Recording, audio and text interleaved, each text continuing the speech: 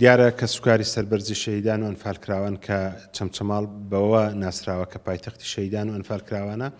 ئێمە قەرزێکیان ئەدەینەوە و ئێمە قەرزداری ئەوانین و برای بەڕێزمان کاقوبات تاڵبانی هەمیشە خۆی بە قەرزداری کە سوکاری سەربەرزی شەهیدان و ئەنفالکراوانەوە بە تایبەتی پارێزەری و خەمخۆری کە سوکاری سەربەرزی شەهیدانە لەسەر ئەوە ساسا ئێمە چەندین جار داوامان لە بەڕێزیان کرد کە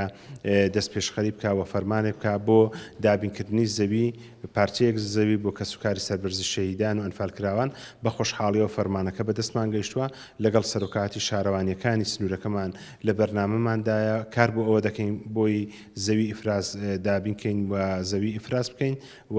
ئومێد دەکەم بە زووترین کات لیژنەکان تەشکیلکەین و کاری یاسایی پێویست بکەین فەرمانەکە بەدەستمان گەیشتووە لەسەر بڕیاری بەڕێز کاقوبات زەوی بۆ کە سوکاری سەربەرزی شەهیدان و ئەنفالکراوان لە سنووری قەزای چەمچەماڵ بە ناحیەکانیشەوە جێبەجێ دەکەین.